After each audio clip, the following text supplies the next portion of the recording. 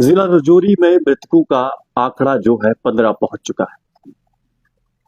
SIT team का इसमें गठन हो चुका है और सकीना इत्तू जो हेल्थ मिनिस्टर है उन्होंने भी इसको लेकर आखिरकार चुप्पी जो है वो तोड़ दी।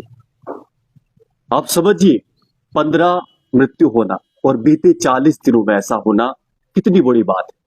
और आज जब नींद खुली है तो उसके बाद ऐसा लगता है कि अब शायद कुछ थोड़ा बहुत इस चीज को लेकर गंभीरता जो है दिखाई जाएगी सरकार की तरफ से। हालांकि कुछ दिनों पहले जो हमारे चीफ सेक्रेटरी थे अटल डुल्लू जी, उन्होंने भी इसको लेकर एक हाई लेवल कमेटी मीटिंग जिसको चेयर किया था। और आज अब ऐसी खबर निकल कर आ रही है कि एसआईटी यानी स्पेशल इन्वेस्टिगेशन टीम का जो है गठन भी कर दिया गया है।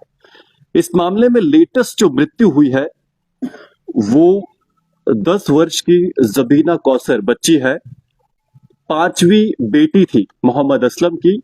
और इस लड़की की बहन यास्मीना कौसर वो भी अभी क्रिटिकल कंडीशन में जम्मू में भर्ती है, एक हॉस्पिटल में आईसीयू में है। और उसके साथ साथ आपको बता दूं कि एसआईटी का गठन हुआ है। एसएसपी रजौरी गौरव सिकवार जो है उन्होंने 11 सदस्य एक स्पेशल इन्वेस्टिगेशन टीम का गठन किया है, जिसे हेड करने वाले हैं एसपी ऑपरेशन बडहाल वजाहत हुसैन। और उसके साथ साथ कई सारे जो मेडिकल क्षेत्र के एक्सपर्ट हैं और उसके साथ साथ अलग अलग विभाग जिसमें एग्रीकल्चर फूड सेफ्टी डिपार्टमेंट हो गया, जल शक्ति विभाग हो गया, ये सारे मिलकर इस 11 सदस्य टीम में जो स्पेशल इन्वेस्टिगेशन टीम का गठन किया गया है, मिलकर ये जांच करेंगे कि आखिर ये सारी मृत्यु जो है हो कैसे रही। यहां ध्यान देने वाली बात ये भी कि पहले ऐसा आशंका जताई जा रही थी कि कहीं ये कोई कोविड नामा जैसी कोई बीमारी तो नहीं है, कोई ऐसी बीमारी तो नहीं है जो लगातार फैलती जाएगी और रुकने का नाम नहीं लेगी।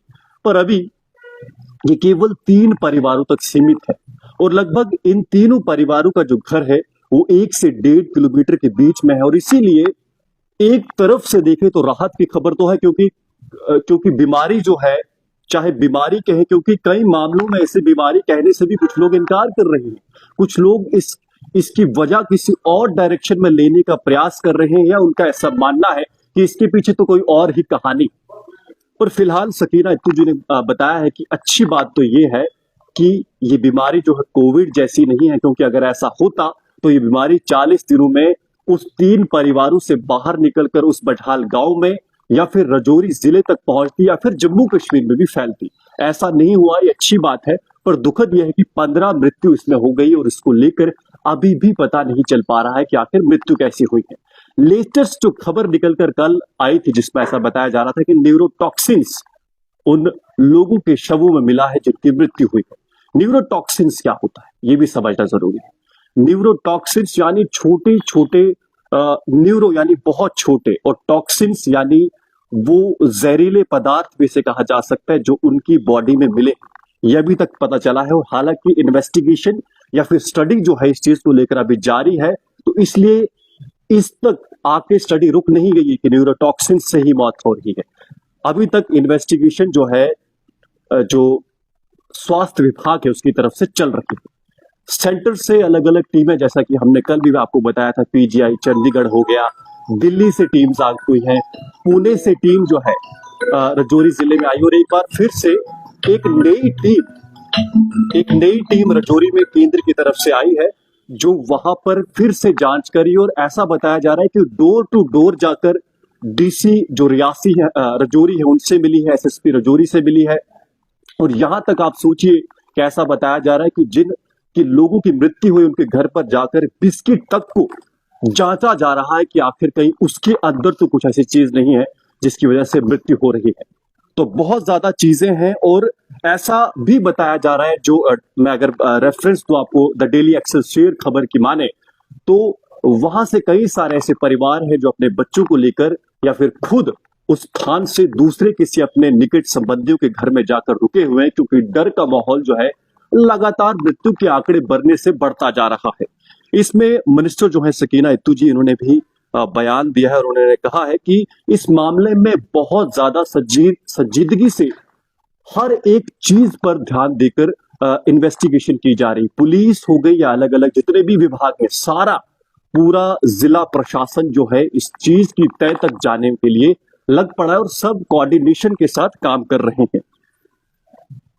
आपको यह भी बता दूं कि डोर टू डोर जाकर लगभग 3000 से ज्यादा लोगों की जो है उनसे टेस्ट किए गए हैं और इसमें कई सारे अलग अलग टेस्ट भी हुए हैं। अगर बात करें तो 10 प्रकार के टेस्ट और सभी नेगेटिव आए। नेगेटिव का मतलब है कि कुछ भी नहीं निकल पाया है अभी तक।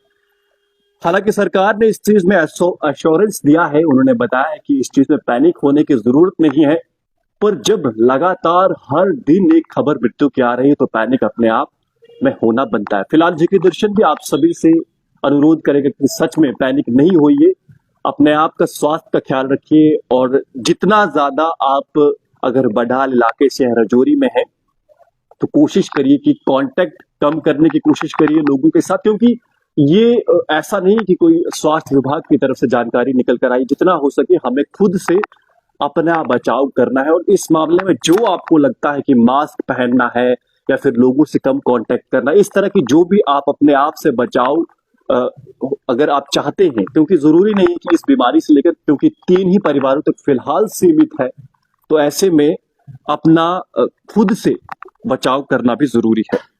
इसके साथ साथ सकीना इत्तू जी ने सभी परिवार जिनकी मृत्यु हुई उनको सांत्वना भी दी है, पर अब देखना यह होगा कि आखिर इस बीमारी की वजह क्या है और कब जाकर ये बीमारी जो है अंत में रुकेगी। फिलहाल आप जुड़े रहे जीके दर्शन के साथ। मैं हूं विक्रम सिंह ठाकुर, धन्यवाद।